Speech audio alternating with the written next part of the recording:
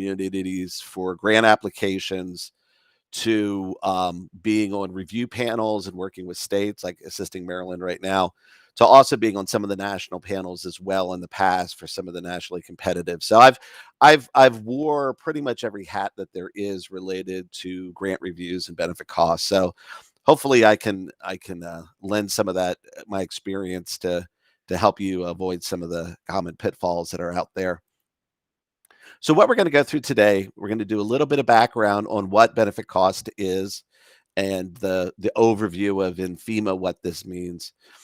We'll talk a little bit about how some project types have pre-calculated benefits for them. So if you're thinking of doing building purchases, acquisitions, or elevations, those actually have some pre-calculated benefits. And if the cost of your projects are under those thresholds or under the way that the policy allows you to calculate them, you get a get out of jail free card. So you don't have to go through the process of doing the more detailed benefit cost analysis in the software.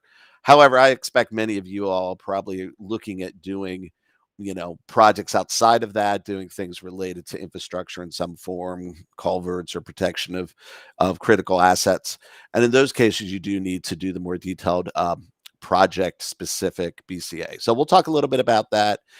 And then some of these terms, I think costs most folks are familiar with, but what really are benefits? So we'll talk about how that is done. The short answer is benefits are avoided damages or losses associated with an event, and we'll kind of step you through the different types of benefits, also the different hazard types that typically are that can be modeled or can be represented with a BCA. We'll give you a quick overview of the software. Jaleesa did mention that there'll be some in-person training. I'll also mention the FEMA website has training slides as well.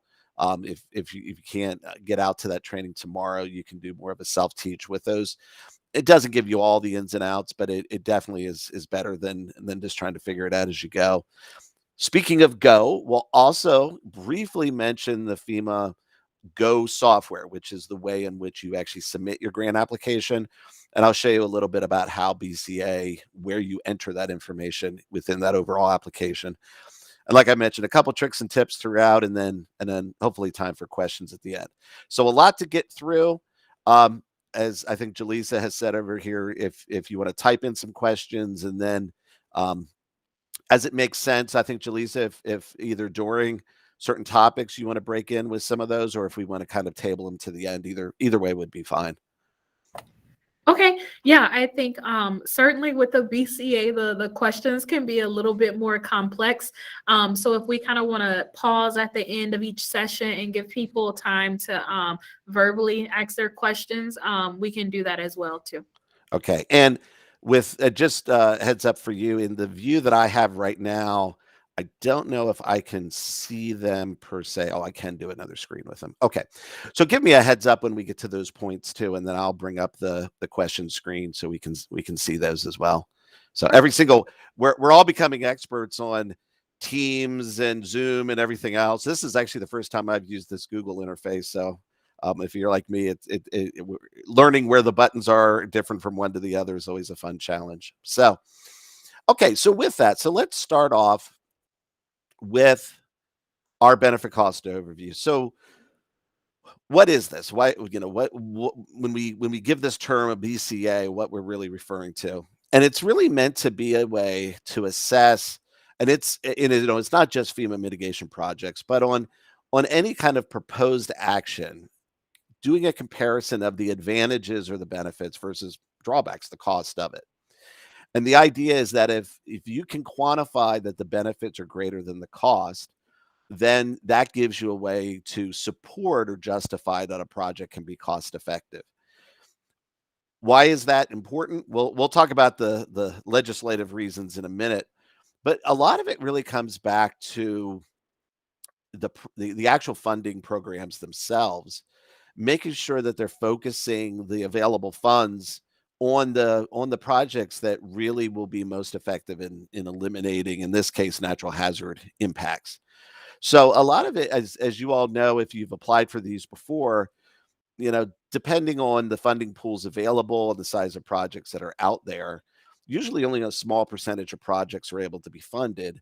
And so each of the programs that use benefit cost, this is one of the tools both to evaluate and compare projects, but also as a way to say we are getting the best use of the available funds for projects that are most likely to avoid more damages than ones that are less. A term that we use a lot within benefit cost analysis is the benefit cost ratio, or the BCR. And that's just simply comparing the benefits to the cost. We'll get a little bit into the math. I think I have one formula in all these slides, so we'll get a little bit into the math. But essentially, if this benefit cost ratio is greater than 1.0, then a project is considered cost effective. The question always comes up, well, what if my project is 0.999? Can I round it up to 1 and everything else? We'll talk about some strategies with that. Often in a benefit cost analysis, one of the underlying challenges is getting all the information documented and put together. So often your 0.99 project, you probably can find at least one additional source of benefits that may kick it over. And in recent years, FEMA has actually been very generous in adding some additional benefit categories that helps projects that might be right at that borderline on cost effective to be able to kind of punch them over into cost effective projects. All right, so why are we doing this? Why are we jumping through all these hoops? Right now, it's the law. So the Stafford Act has a statement that says that projects must be cost effective. And the way in which FEMA has interpreted that is in doing project specific benefit cost analysis for those projects where it's deemed that it's appropriate. And in this case, it's for the actual mitigation projects or the physical, the projects where you actually are building things. Within the BRIC program, there's other categories besides just mitigation projects, planning, information gathering, the actual doing of the BCA. So things that are like that actually don't have a requirement by FEMA for a benefit cost. So it's primarily focused on these infrastructure, on the actual building of measures or implementing of measures to do that. So that's why when we're going through this hoop, I will say this: the first round of BRIC, if you've read any or seen any of the media coverage on it, there's a lot of pushback that BCAs are very difficult to do. So that policy and the way in which it's implemented now with a certain piece of software and certain procedures, there is flexibility that some of those things could be modified or changed. But the world that we live in this current year's funding cycle, this is the process we have to go through. I will say this when we talk about pre-existing benefits in a few minutes. Some of these categories and some of the project types, however, we can come up with some national numbers just so that you don't have to do the more detailed analysis on every single project that might come through. So that's the why. So what are some of these approaches? So how do we actually do this? So back, I mentioned I'd started working on this stuff in the 90s. FEMA has actually had benefit cost software around for pretty much the entire history of their grant programs, going back to really the first spreadsheets that were out there. So when I was introduced to benefit cost software, they had just recently, I believe, converted the software from Quattro Pro to Excel. And then for many years, there was the Excel versions that then was converted to some standalone software. And now currently the benefit cost software in version 6 actually has reverted back to Excel using an add-on for the calculations and other things. And again, for those who attend the training tomorrow, they can give you the details of that. It is, I will say, the use of the software with that add-in can be a little tricky. Definitely make sure when you do install it and use it to follow the instructions from the FEMA website on that. So the software is used when you're doing the project specific, but FEMA has decided that for certain categories of projects that they've done either national studies or at a policy level, they've decided to come up with pre-calculated benefits for certain categories. I have a more detailed table on the next slide, but the biggest area and the ones that impact a lot of projects are for acquisitions and elevations. So FEMA has nationally done studies and looked at a range of different flood hazard types and locations and have come up with kind of a minimum cost number that says if you can do your projects at or below this cost, then we're pretty confident that even if you did a BCA, that you would probably pass for projects related to those. And again, in the policy memos with this, there's restrictions on the locations of those things. So that's really what pre-calculated benefits are. It's a way for FEMA to still justify that overall the program for these types of projects are cost effective, but that you don't have to do that individual BCA. Some other categories that also have some pre-calculated benefits include residential hurricane wind retrofits, non-residential, tornado safe rooms for especially parts of the country with higher tornado risks, and also for the HMGP's program for post-wildfire. Another thing that's kind of buried in I'd say in the memos and in the policies is in a post-disaster setting, if you've had buildings that were substantially damaged in the SFHA or special flood hazard area, those actually will default to an assumed BCR of 1. So that also helps you in a post-disaster setting if you do have something that's substantially damaged and you're putting together a grant application, that those, because they were shown as being substantially damaged, gets them also a pre-calculated benefit for that as well. I see a hand raised. Let me see. Home elevation project. If there are existing structural issues with the home, can we get the cost to correct those? Yep, we'll talk about that in a little bit. It looks like Jaleesa's put that in there as well.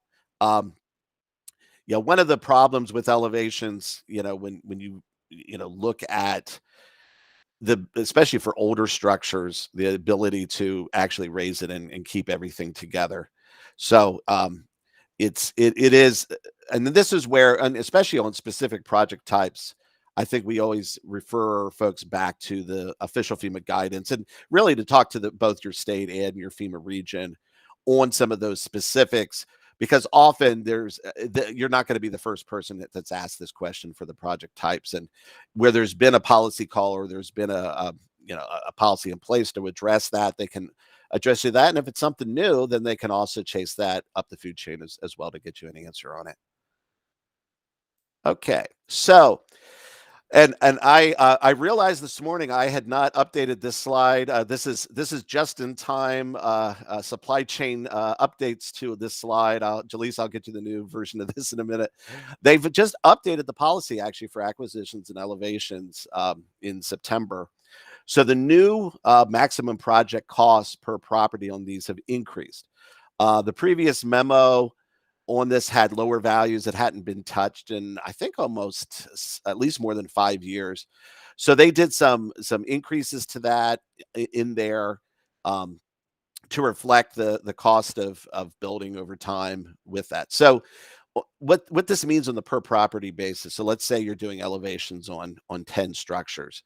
So if the cost of doing those on a per property basis is under 205,000, then they're considered cost effective without doing a BCA. When you look at the memo, it gives you kind of the ground rules of when to apply this pre-calculated benefits. And I won't get into the idiosyncrasies here today with it, but just to say, it's hard to mix and match between when you do BCA and then when you use pre-calculated benefits. So if you are looking at these project types and you've got a few of them that may be over these thresholds, I would just say take a look at the policy memos on that and make sure you're following the way they want you to document and include those things in. They're not saying if let's say a particular property acquisition is, you can imagine in some areas where real estate values are high that you might be over that 323,000 value. It doesn't mean that the benefits couldn't be more than that. It just means that the pre-calculated national level benefit number that you can use, you would have to do a separate BCA for those. So those are kind of some of the current values. The rest of the table includes, for some of the other project types, the current status from the policy memos on this. There's also, if anyone is, they also put a new policy memo out. It's not on this table. I believe it's um, what was it, Jaleesa? Was it generators for hospitals or some? It was some very Yep, specific case. that's what it was. Generators for hospitals. Yeah. So, I will say this. The generator allowing generating generator projects as part of the applications and everything else, you're allowed to do it and you're definitely able to go after it. I would just say if you also look at who was awarded grants last year and who wasn't, I don't believe other unless generators were part of other larger projects that any standalone generator projects. FEMA was looking at awarding big things through BRIC from the nationally competitive projects. So just your strategy of what things may go or may not go. One thing, and I'm sure Jaleesa will probably talk to you all of the things that FEMA likes and doesn't like on these things, but I wouldn't say don't do generators. I would just say your chances of getting one of those funded, even though FEMA allows it, is still probably even lower than other project types that are out there. So just a thing that we learned from looking at the awards from last year. Okay, so pre-calculated. So I'll stop there. Were there any other? I didn't see any others related in here for now. Um, Anything, Jaleesa, you wanted to on that before we get into the actual? Yeah. So the one thing I will add, because we did get a few proposals for generators. So of course, as most people right now know, mitigation is very interesting right now, where we're in a really good spot where we have multiple different funding sources available. So right now, if you are applying for a generator, we will be recommending that you apply using the Hazard Mitigation Grant Program funding. So HMGP, because like Shane was saying, the BRIC program is really meant for more complex projects and projects that meet multiple FEMA community lifelines. So if you have questions kind of about programs and different things like that, really I see that as the state's job. So I want you all to prepare excellent applications and let the state deal with the nuances of each program and making those recommendations for where your project would fit best. Yeah, that's great. That's yeah, the challenge, the opportunity that right now having these multiple sources and being able to, you know, put the project types in the best available thing. In the end, it's a great way that the available funds again, the amount of money that's out there versus the need, there's never going to be enough funding. So being sure to have, to put the project types towards the pots of money that are available that are more likely to get you the funds, is a smart strategy to do. All right. So benefit cost components. So cost benefits, some of the economic calcs. Yes. If going back to economics 101 in college, we'll talk a little bit about this. I think the big things to take away from it is for FEMA and for your projects to make sure that the concepts of the project useful life and then the project design or recurrence interval associated with project effectiveness, that you kind of get those concepts straight, because sometimes it can get confusing on a project type that sometimes useful life and then the design level are actually slightly different, and then that can get confusing of what you use where when you go to do the math on this and put it in the software. All right, so costs. BCA costs. So this is one of your tips. BCA costs is not always the same as the project cost. So why is this? So when you're doing a grant application, you're asking FEMA for the project cost to do let's say you're doing a house acquisition. So that's the cost of buying the property, of in some cases there may be some other funds in place if for relocation and other things, also demolition on a site. So you have these costs, but you're not asking FEMA though if there's any long-term maintenance associated with now acquisition projects. I don't know, Jaleesa, do acquisitions in Maryland need to account mowing grass by municipalities in their maintenance or not? This varies from state to state. So that is something that we usually they just use a general cost. So the municipality will kind of like come up with the cost for what it typically takes for a crew to go out there and like mow the lawn. And I want to say, I think on average, they account for about $1,000 per year. So, taking Okay. into account hours, equipment, different things like that. So that when you go to the benefit cost software and you enter information about costs, you will put in the separate maintenance costs. Now, if you do a larger structural project, those obviously will have higher maintenance costs associated with maintaining, if it's a flood wall or a culvert or other sorts of things. FEMA's not going to pay you for the long-term maintenance costs, but you have to include it in as part of the BCA because it's a cost associated over the lifetime of the actual project itself. So that's one of the things to watch. Often when someone runs a benefit cost, if you don't put in the maintenance costs, and again, almost every project type will have some level of maintenance, even if it's small. But when those maintenance costs for each year of the project life are then wrapped up into a single cost value, that total BCA cost will be showing as slightly higher than the overall project cost that you're asking for in the grant application. So as a reviewer, that's one of the things I always look at to say, okay, is that BCA cost slightly higher, which means they put some maintenance in, and now did they document the maintenance correctly in order to have that in there? So just one thing to keep in mind. The other thing on costs as an applicant is, you try to do the BCA work in parallel with the design and everything else, but always make sure everything's consistent, because that can also be a challenge. If that cost is being put together up to the last minute in your grant application and the BCA was done a week before with the previous version of that cost estimate, then those two things aren't going to be consistent.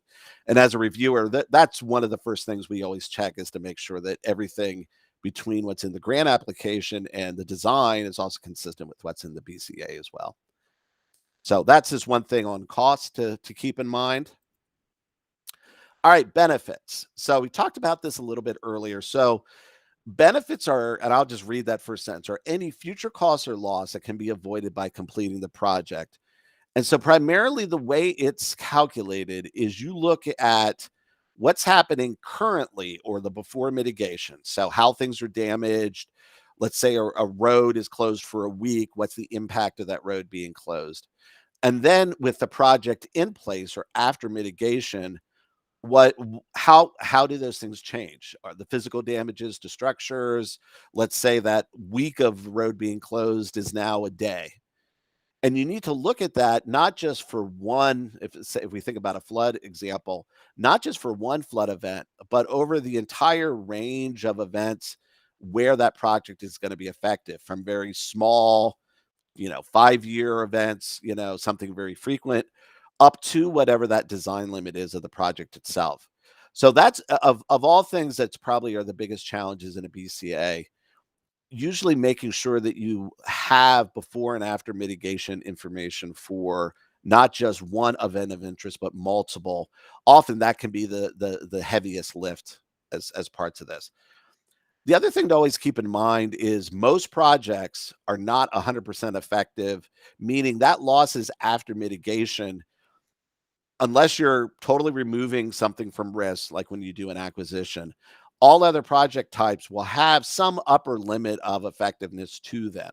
Even a flood wall that's designed for, let's say, the 100-year flood plus 2 feet of freeboard, you could have an event higher than that, and then the floodwaters go over it, and you do have damages from that. So the losses after mitigation are low, but not zero in that case.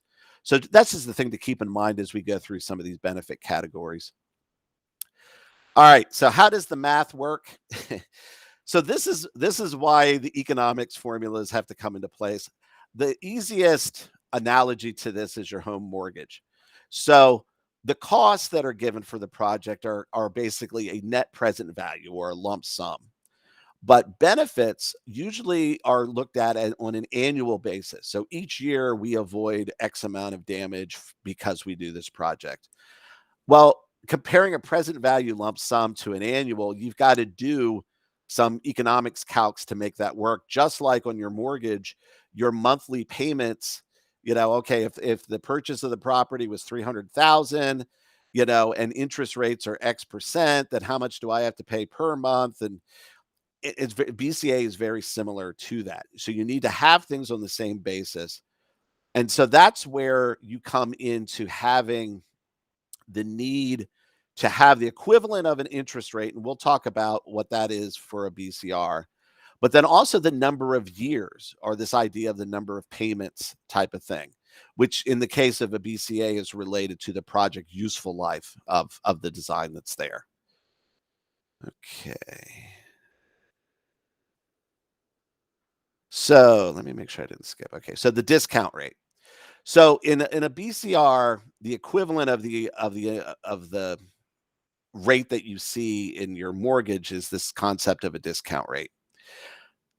This is something that you as an applicant are not establishing or setting. So it's not inflation per se.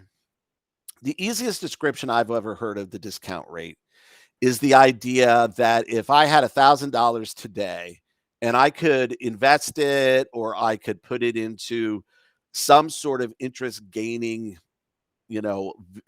financial vehicle, what would be an assumed rate of return on that money over time? And so right now, OMB has established for what FEMA does in their BCAs that the discount rate that's used is 7%. Other federal programs, the Corps and others, have different discount rates, but for FEMA, the rate is 7, and this is hard coded essentially in the software that's in there. So it's not something you need to necessarily worry about, but just know that it is different than inflation. It's that more so of time value of money as opposed to increasing costs of items, as we've all been seeing here in the last few months. All right, project useful life. So this is for this economics section, the concept to really take away is, so let's say you're putting in a new culvert somewhere. The project useful life relates to essentially how long that physical object will last. It's not necessarily the design of the storm or the event that it can withstand, but it's saying, so as you all probably know, going around your area, a concrete culvert lasts longer than a corrugated metal one for various reasons. So even though they're both culverts and they may both be the same diameter, they could both be, let's say 2-foot culverts. Because of the materials, because of the way that they're designed, they're actually going to last different amounts of time. When you do a BCA, FEMA has within the software and within the guidance these sort of standard values and then acceptable limits or ranges of the project useful life for different project types. So when you do a BCA, if you use the standard value and you say, we assume the FEMA standard value, or our design was 50 year for this, which is also the standard value. For a reviewer, I see that, check the box, move on, don't question it. But if something is outside of that standard value range, so you've got, elevating a building and the standard value is 30 and you want to claim 50. Now I need to have some documentation based on that of how that new foundation is going to last for 50 years, how it's going to be maintained for that. So it's still within the acceptable range that FEMA sees as appropriate for that project type. But now you have to include documentation, especially if you're saying that it's going to last longer than the standard value that's there. If you go further outside of that, that's essentially, if there's a special case where, well, we really feel it's going to last 75 years, that's something where you really would want to work with both the state and FEMA, even before presenting it, to say, what documentation would we need, or is it even possible for us to be able to document that high of a value? All right, I see a question. Yeah, the tool has the values that are in there. Yeah, I would just say in the tool itself, an expanded version of this table is available within the tool, where you can see this list for pretty much all the different project types that are out there. I don't know, Jaleesa, anything you want to add on that one? The only thing I will add on that is that so within the tool, FEMA has kind of like some pre-approved values that they say if you use that value, they find that acceptable. If you should put in a number that is different, or not included within the FEMA guidance, then what you'll need to do is make sure that you provide adequate documentation to support that claim as well too. So for instance, I'm sorry, I'm losing my voice, but for instance, the PUL for generators, I believe, is 19 years. Well, if you're buying a generator from a manufacturer and they say, okay, well, the useful, site life of this product is going to be 30 years, then you need to have the documentation from that manufacturer to add into the BCA to support those numbers. So my kind of advice to everybody is that for every number you enter into the BCA, you should have a supporting piece of documentation for it. Yep. Yeah, that guidance is of all when if for those of you that are on here that maybe had sent in a project last year and then you've gotten back the review from the reviewers what they said, in almost all cases, if a BCA is either rejected or is modified by reviewers, it's going to be we either didn't see documentation for a certain value that was there, or the documentation that you provided wasn't either adequate or strong enough to support the claim that the values have. And so that's, I feel like on every slide we can say document, document, document. But just to be, just to be on the safe side, assume that your reviewer won't automatically find is the default value the same as referred to as standard. Yeah, in the software itself, when you pick a project type, often that project useful life value may get pre-populated by the software. So the default, when we think about the software, the default is a value that it will enter. But if your project itself isn't using that standard value or the default of the software, then that's where you would manually enter your own value and then have that documentation for it. So yeah, again, terms with this, we try to not over acronym you, but when it's a project that's an acronym for an agency that's an acronym for the grant program that's an acronym, sometimes we get stuck in the alphabet soup that's out there. All right, so project useful life, one of those concepts in the math. Now that's contrasted though with project effectiveness. So project effectiveness can be thought of as the design of your project, or this upper limit or threshold related to a project. So two examples I've got listed here is a box culvert, let's say, is designed for a 25-year return interval or a 4% annual chance event, but the project useful life of that culvert may be 50 years. Why does that distinction matter? Well, when you put information in about before and after mitigation, as a reviewer, I would expect to see a difference in damages and a difference in impacts up to that 25-year return interval event. But then for the 50-year event, if it's overtopped and essentially the flooding is the same with the new culvert in place as it is current day, then I would expect to see damages and impacts that are very similar for larger events than this project effectiveness or design limits. Second example of a house elevation as well.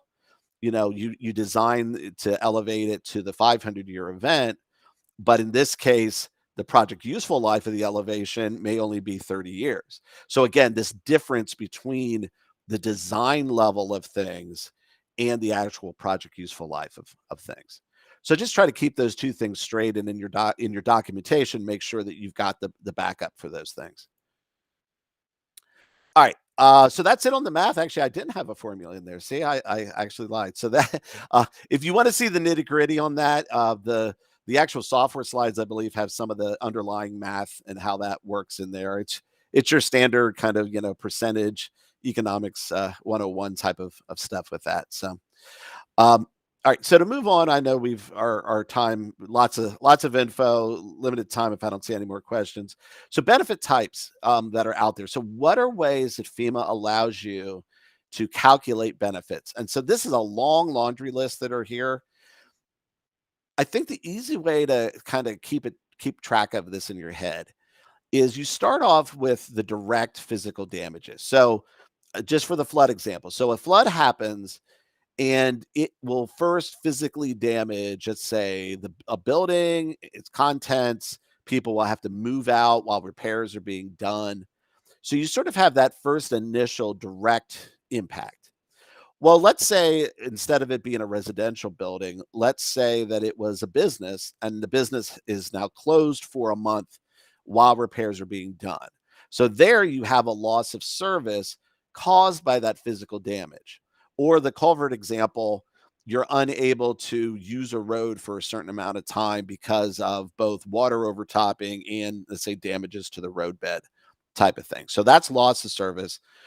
Certain hazard types also include a life safety, this idea of avoided injuries or death. Those primarily are associated with hazards where you don't have long warning times.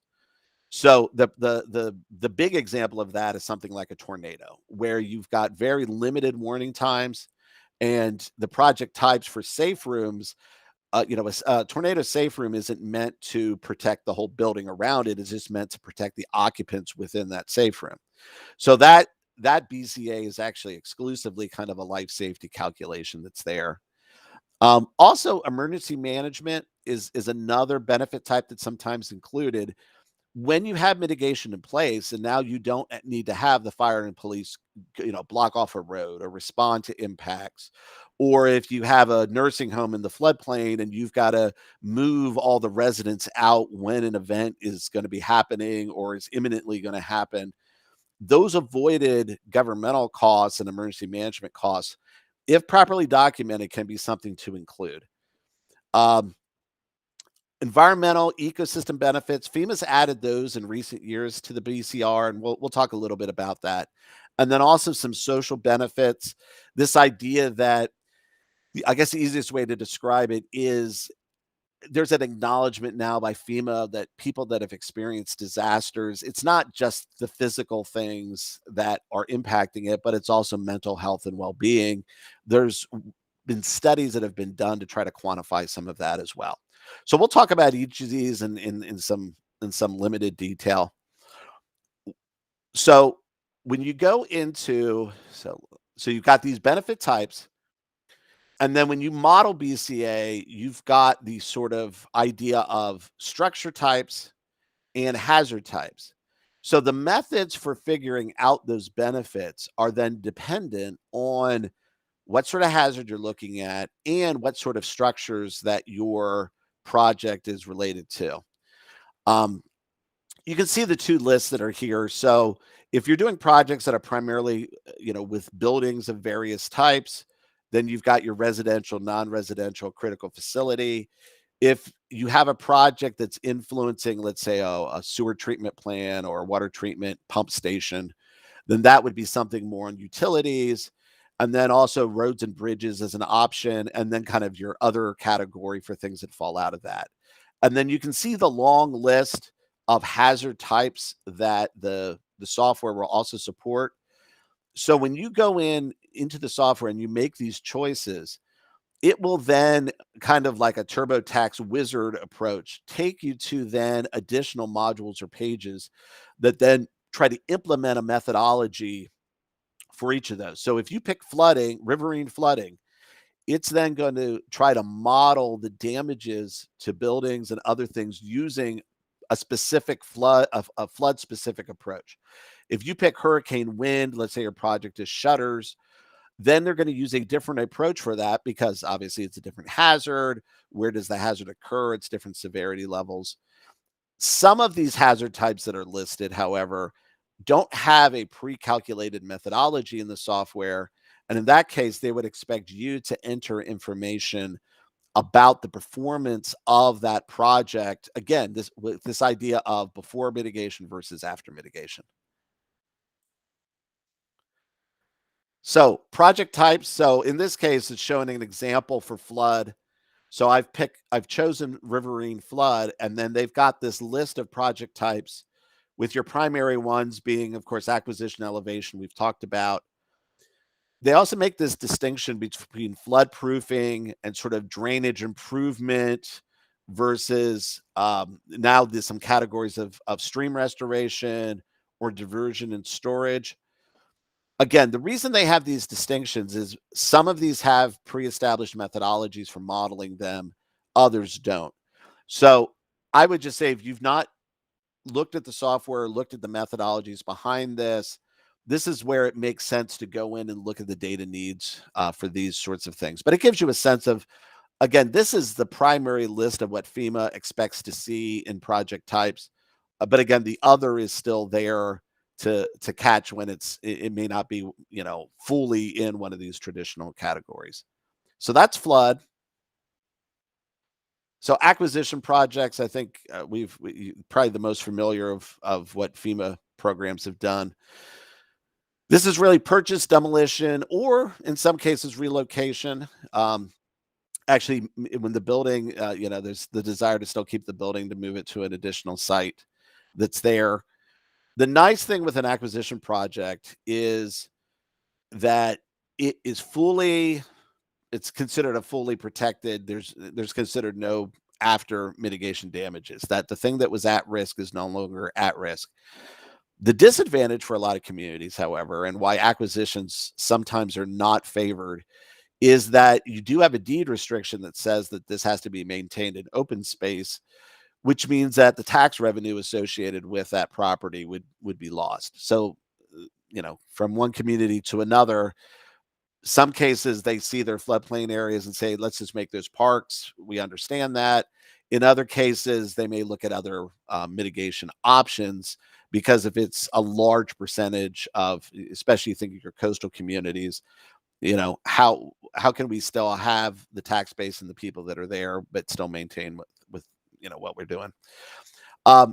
So the open space requirements have some, again, FEMA, you can get the details on what can and can't be done in those areas. And this is maintained. FEMA at the headquarters level actually maintains an open space database and requires monitoring of that over time with the deed restrictions, and that projects don't kind of creep in there, 10 years, let's say, after an acquisition has been done. So that's one of the primary types. One really critical piece of information, and again, if you do the full software training, they'll get into all the various inputs. But one of the things to bring out that's needed for a lot of the flood modeling is this idea of the lowest floor elevation.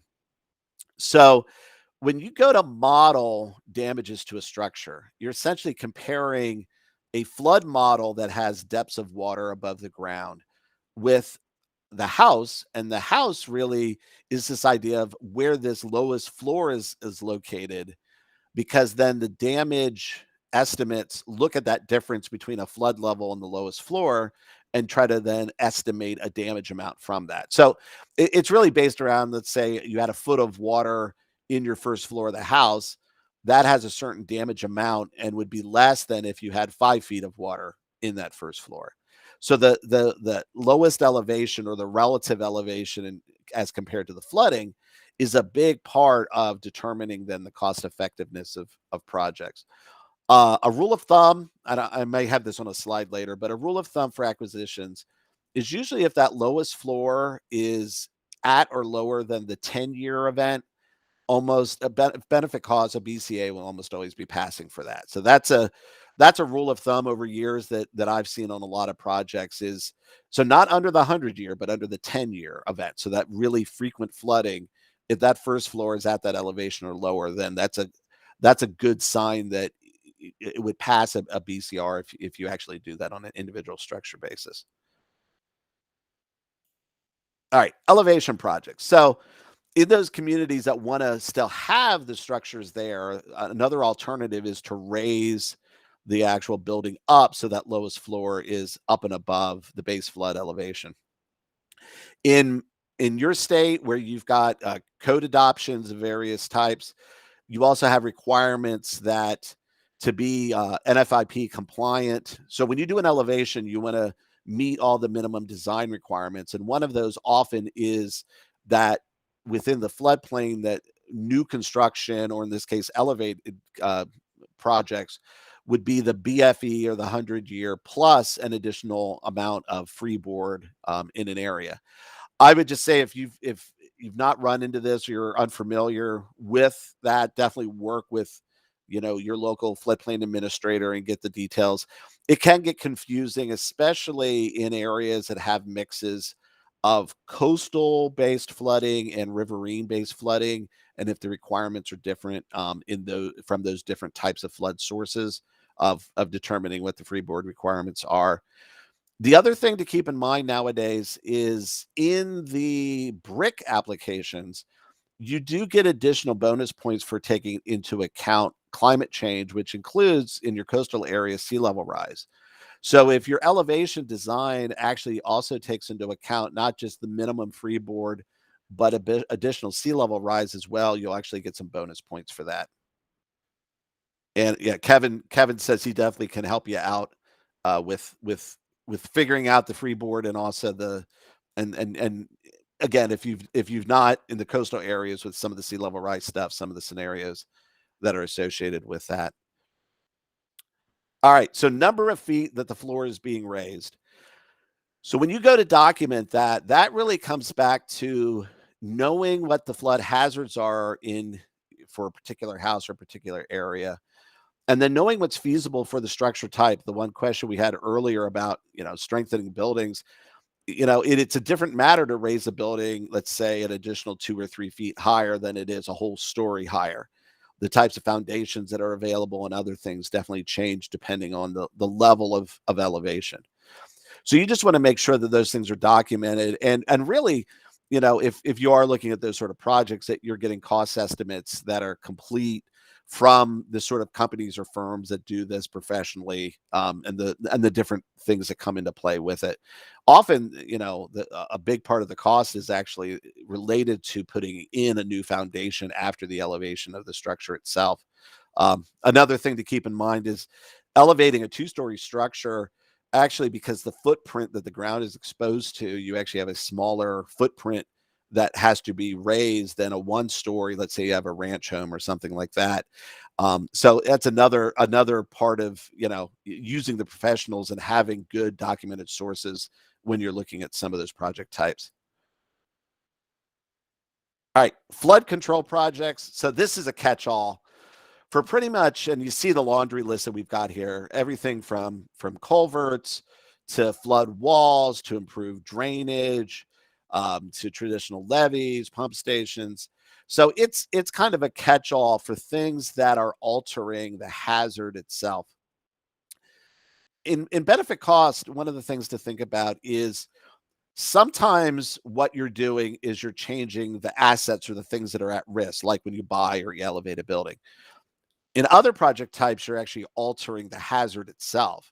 So currently, the flooding, 100-year flood is 6 foot deep in this building. With this new project, now it's 1 foot deep, or you've totally eliminated the flooding. So you're actually altering the hazard in a spot. So that sometimes conceptually can, when you're trying to figure out like which category these things go in, if you're changing the hazard, in this case, changing the flood hazard, then usually it's considered a flood control type of project.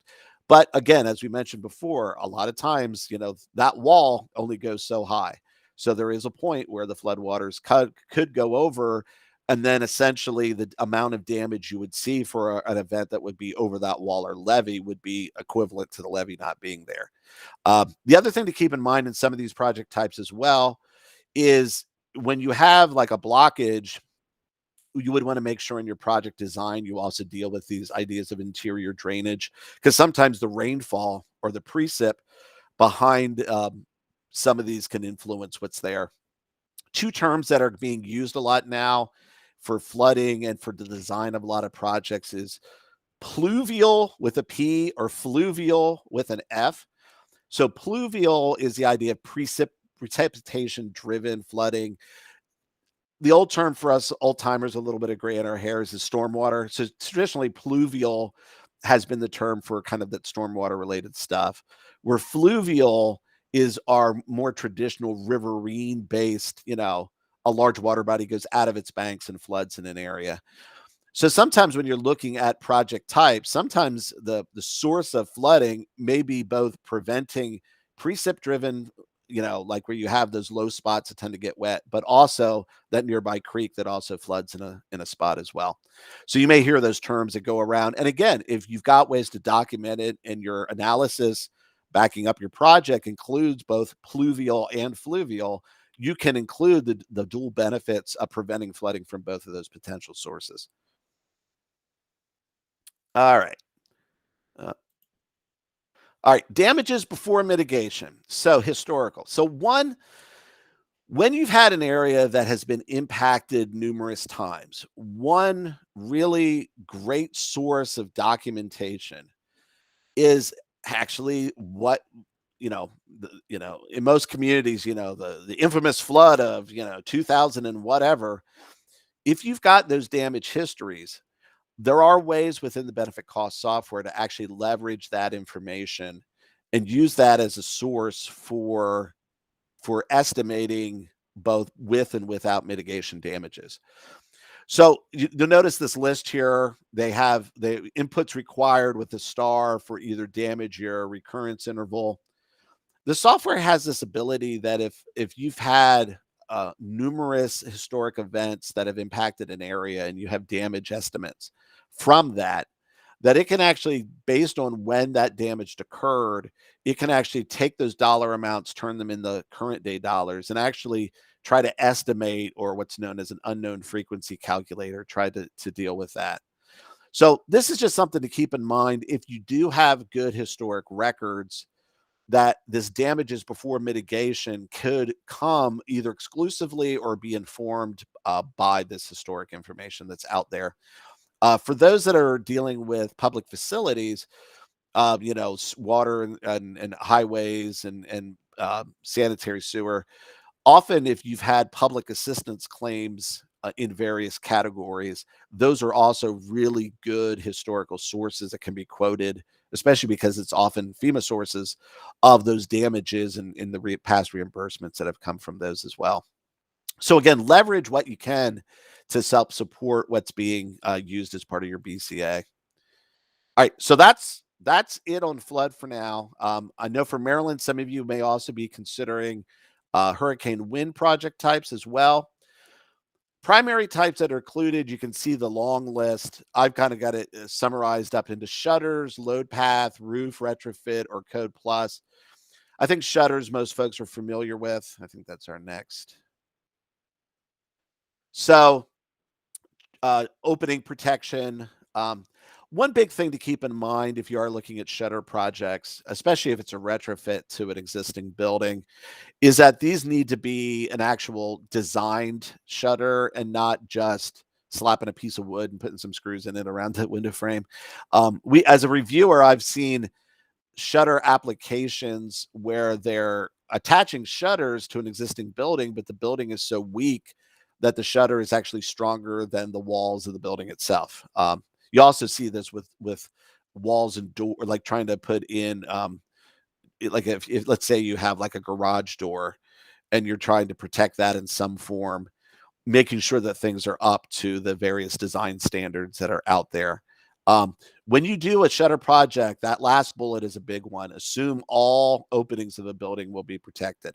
So that means that, again, if you have a garage door, you can protect all the doors and windows you want, but that one also needs to be protected in some form as well. So shutter projects for wind. Let me look. See if I do this.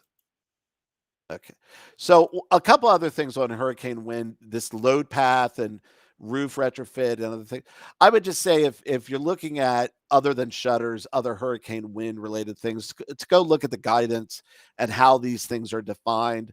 A lot of these are going back and improving or fixing certain inadequacies in buildings that are there. Um, Again, retrofits can be very tough to make sure that you can document it fully and that it can be fully implemented. So I would just say if you're considering other than shutters for hurricane wind protection, to make sure you're following the guidance on those. So what's a critical data point for these sort of projects? It's really these building properties before and after mitigation.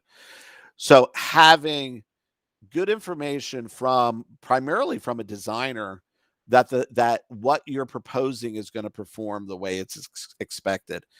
Often these shutters are rated for certain wind speeds, and for Maryland, you may not need to have a shutter that's rated for Miami-Dade that you could have something slightly weaker than that. But if you decide to actually use one that is rated for higher wind speed areas like Florida or further south, then you can also claim that as well. But again, that's where you would need the documentation for that sort of level of design for that for the what you're proposing to do. So that's hurricane wind. Some of the other hazard types that are in here. So Jaleesa mentioned the projects that are generator related as well. That really gets into this kind of utility power outage related benefits of things.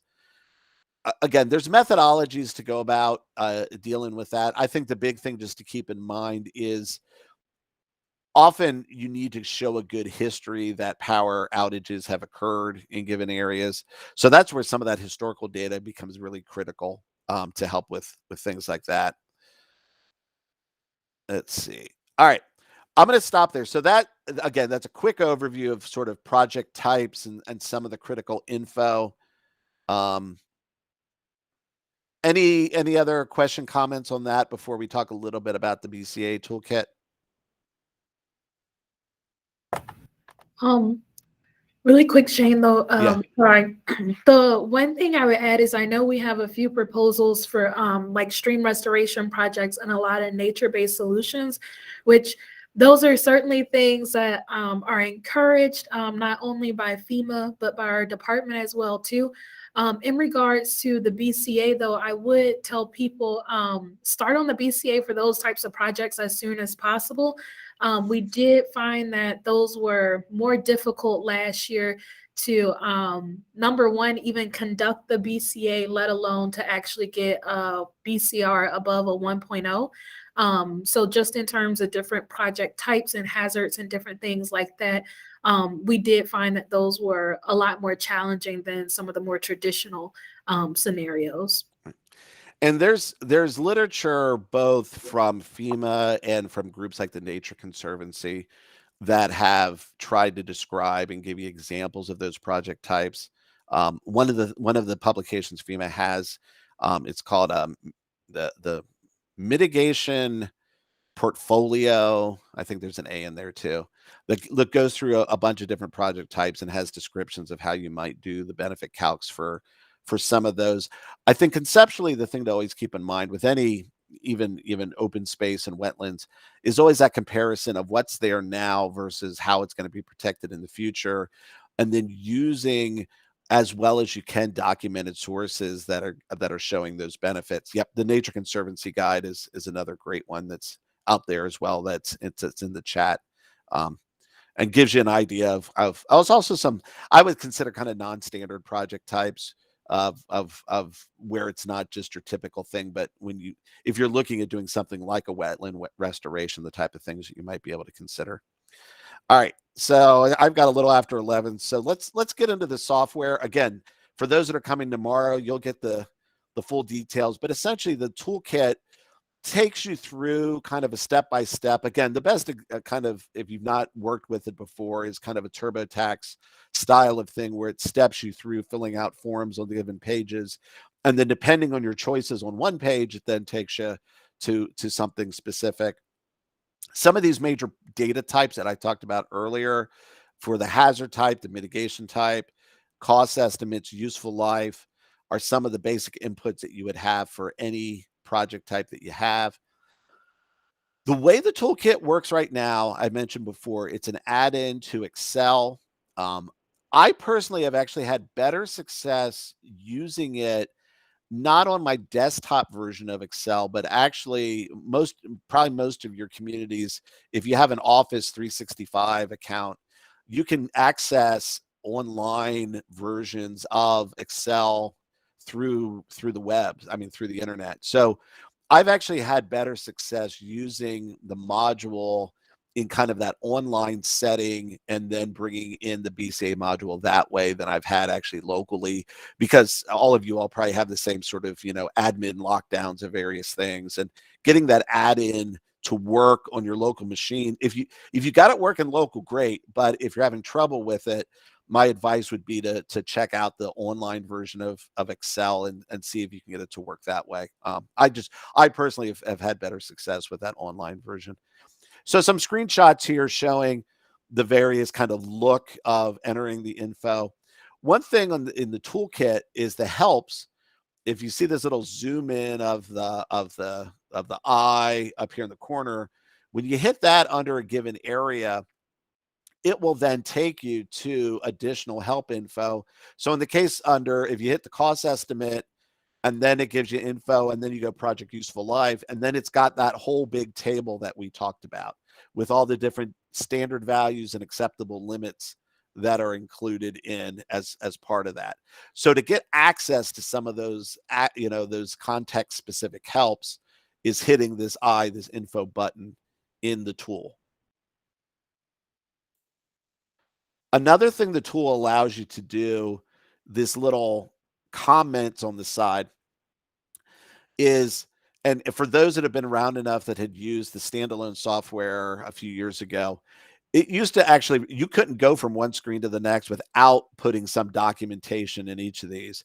So in the Excel version now, this isn't so much a minimum requirement, but it's still, as a reviewer, I would expect every single input that you're putting in, that someone would come in here, and even if it's, hey, detailed project cost estimate attached to the grant application, just to give an idea of where these things are coming from with this, I would be careful the you know giving some good text descriptions, but if there's benefit cost related documentation that you want to refer to, we'll show in FEMA Go how you might do that, of having essentially a companion BCA narrative document that has that additional documentation and describes your sources for this additional info. So this comment box, you can put some things in there, but that's probably not sufficient, especially if you're not using the default itself. You want to make sure that you've got that companion narrative with information included as well. So again, if you go through the software, if you go through the training tomorrow, they'll take you through the various menus for each of the different hazards to then get information out of the software. In one of the menus here, you've got add a project, import a project. You also have export a project.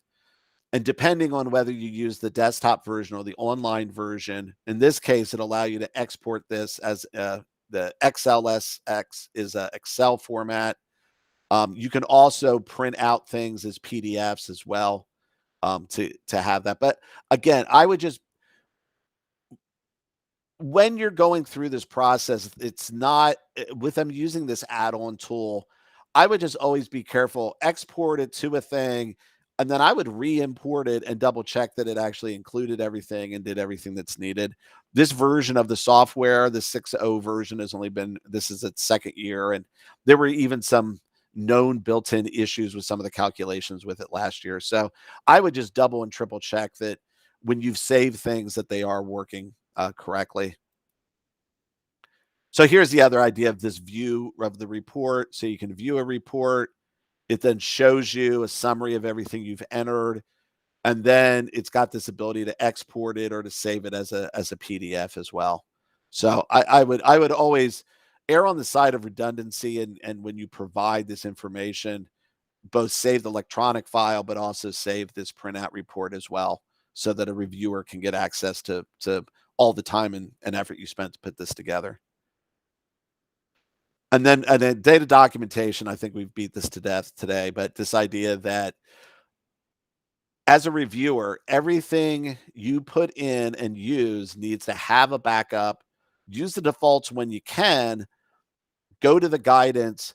Also know that there is a benefit cost helpline as well. So when you do hit these sort of quirky things, first talk both to your state and to the FEMA region to see if it's something they've encountered before. But for instance, how do you document sea level rise on the Chesapeake Bay?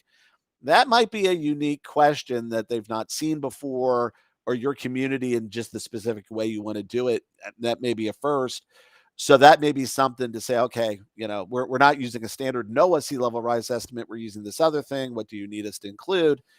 that would be the sort of thing that you might want to go to the BC helpline with. So just, there's a lots of different places to help advise you on how to do this documentation, how to back things up. All right, FEMA Go. I maybe Jaleesa can talk about this for a second, but if you've not already gotten in there and do it, get your account, get in there as soon as possible. It definitely as quirky and interesting as the BCA software is, FEMA Go is even a little more challenging at times. In the FEMA Go software, go ahead, Jaleesa. Oh, yes, I was just gonna say, so we had a good amount of people that registered last year, and are returning this year, which is excellent.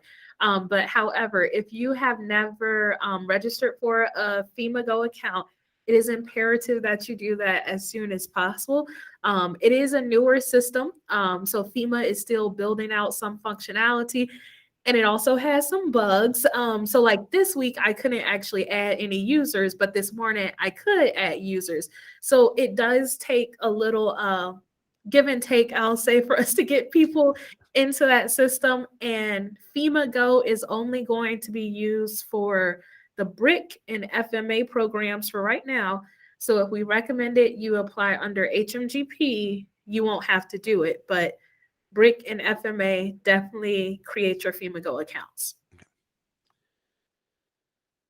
So the thing that I'll point out for terms of benefit cost, so the side menu that's under, and then this is for the larger project types. You've got these different items. You've got sub-applicant info, contact, community, what your mitigation plan status is, scope of work, schedule, budget.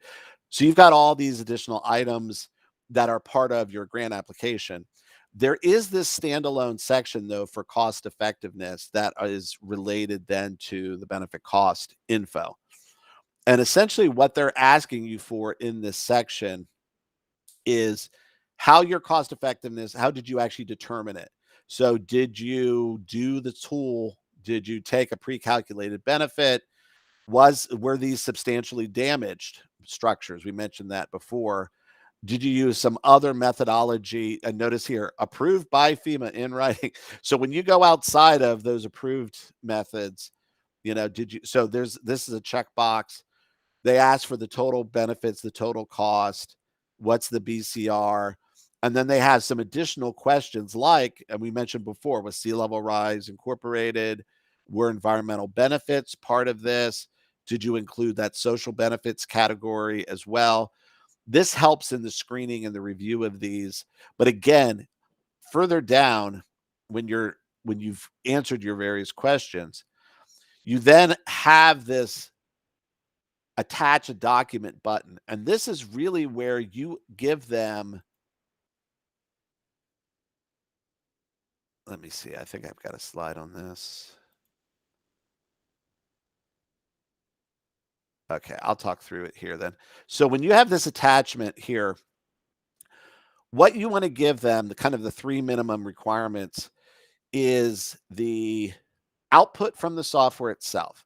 So if you have that Excel file, what the reviewers want to be able to do is they want to be able to take what you've entered electronically, bring it into their version and go through it and take a look at it. So the Excel version is one of the attachments. The output report in the PDF format that also comes out is also something that you would want to attach. So even though they have the Excel version, because of challenges sometimes with that Excel option, having the PDF of the printout is something for the reviewers that is very helpful, is something that can definitely aid in their review without having for them to import it into Excel and then self-generate those sort of things. The last thing to attach, though, is this idea of a BCA narrative. So all this stuff we've talked about with documentation and other information, as a reviewer, I would want to have a roadmap that takes me through what was done in the BCR or in the benefit cost analysis, what was included, that documentation, and especially where in this grant application, somewhere you're going to have a detailed scope of work. you don't need to repeat that same document or that same narrative in the BCA itself. But as the BCA reviewer, I want to know where to find that information, where to get that data. Same goes for, let's say, a flood project where you have some detailed hydrology, hydraulic study information. That may be included in your scope of work, but as a BCA reviewer, I would want to know where that detailed study information is. And then more importantly, the highlights of that were then used to enter information into the module, such as we assume that project damages started at a 5-year event and the flood wall went up to the 500 year. So we included before and after damages for this event, this event. That sort of narrative definitely makes sense in the BCA narrative, but then you point them to the detailed H&H study that has all the dirty details and backup of that more stringent report that's there. So that's where these attachments and where it's critical. So just filling out the form, if you don't do those attachments of the BCA software output, the report, and that narrative, that's that's an easy way to screen this. And in fact, even at the state level, Jaleesa will look at it going, did you guys forget to attach stuff? So you definitely need to have that in there for the reviewers to have the substance of what the BCR included. All right. Another thing in the FEMA Go is under some of the location information. So if I jump down, I think it's this one.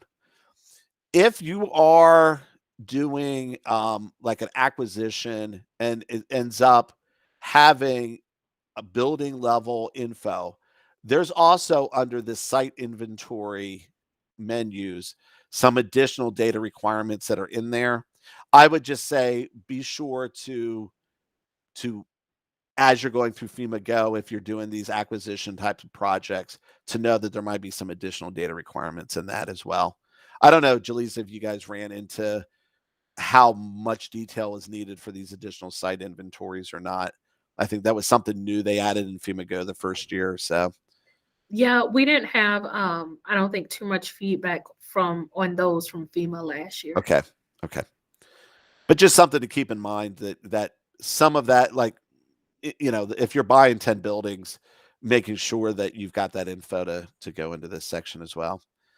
All right, I think we're almost done. So links for information. The FEMA website has separate websites for Go, for the BCA, the Maryland DEM sites have had their addresses updated as well with the name change to get access to info. Again, if you can go through that training tomorrow with and it's actually with, I believe, the software developers themselves, they'll give you some of the ins and outs, but also know that the FEMA BCA website has the training materials and the slides up there for kind of a self-teach on some of it. And again, don't struggle alone on these things. Definitely reach out for the resources there to help you with this, because it's, again, as Jaleesa was saying before, a lot of times this BCA ends up being an iterative process where you end up getting some initial info and your best guess at certain things. And then it's like, oh, well, how do I get that? And how do I do this? And so working with the folks that can help you find and track down. And again, in many cases, unless it's a really unique project, some of these issues have been encountered either at the state level or at the FEMA regional level before, and they can help, point you in the right direction, both for the documentation and the approach that you should use for your given project. All right. So with that, we'll open it up, I guess, for any more questions that are out there. We got a few minutes left here at the end. And Jaleesa, anything else you wanted to add into? Feel free to. While people are coming up with some questions, I'll also point out that we also have our FEMA representatives that are deployed to us right now for a few things on the line too. So again, another great opportunity for any burning questions that you have to go ahead and ask those on this call while you have Shane here, who is an excellent resource for BCA questions, and then also our FEMA representatives. And then again, if there are people who would like to attend in person tomorrow, please let me know.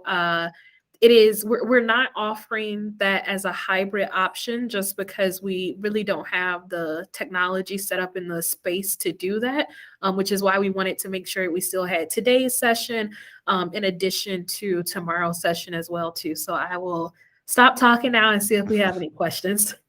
I'll say a thank you to Kevin's kind comment there. Is there something I don't know in FEMA land? Yeah, when the next reauthorization will be, but I think we all are in the dark on that. So.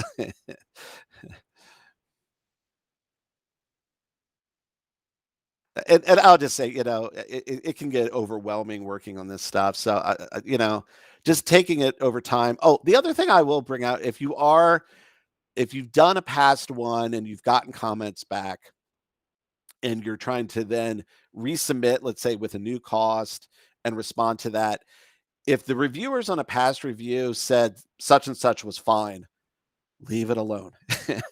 They've already accepted it, So take where a past reviewer has said these are good, just make sure that it's still current, but run with that. And then where they've said you need to document better this, and this, in your narrative, definitely say, in last year's review, we were told these sort of things needed better documentation. We have now included the engineer's more detailed description of X, or as part of the BCA review, if they took out some of your benefits and said, hey, this wasn't documented well, if you agree with that, then maybe that's not, maybe have a fight on this, but maybe accept that to say, yeah, we agree that, maybe we should have started our damages at the 5-year event rather than the 2-year event. So our updated BCA reflects that in it. Use that as part of the commentary, because from year to year, you often will have the same set of reviewers do that. And if they told you in a past review, fix these things, then they expect you to fix those things. So don't feel like you have to start entirely from scratch if something was rejected in a previous year. Use that again as another part of this iterative process to get it to the point where it'll pass all the requirements.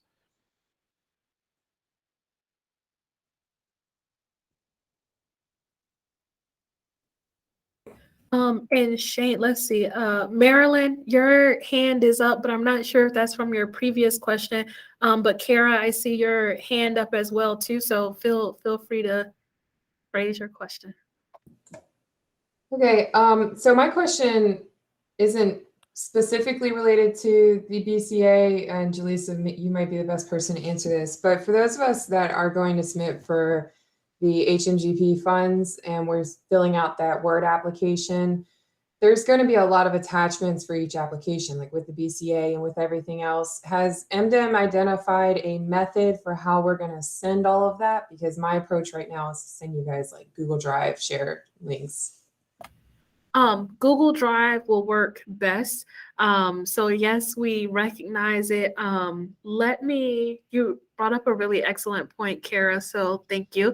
I know that there is a function where we can provide links for people to upload items into Dropbox as well too.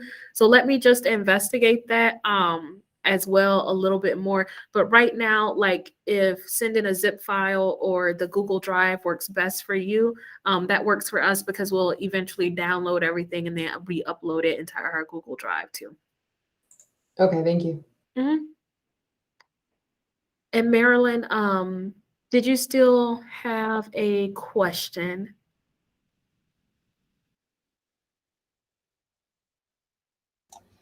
No, I'm good. All right, perfect. Okay, so I don't see any additional questions. So again, I cannot say thank you enough to Shane for such an excellent and very detailed presentation today. We all know that the BCA is a critical part of the process and probably one of the, probably is the most challenging part of the process as well too. So thank you guys. And we look forward to continuing to provide assistance. Our next session, virtual session, is going to be next Wednesday. Hold on, let me just double check. It will be next Wednesday, October 27th. Same time from 10 a.m. to 11:30 a.m. And that is going to focus on the environmental historic preservation process and then some additional financial considerations too. And so for that presentation, we will have EHP, that's environmental historic preservation experts, that will deliver that presentation as well too. So certainly if you are doing a project that involves any type of ground disturbance, and even pouring the slab for a generator is ground disturbance, definitely encourage you to attend that session. And so with that, feel free to continue to send us any questions that you might have. And we'll be happy to assist you all. So thank you for joining us this morning, and everybody have a nice week. Thank you, Jaleesa.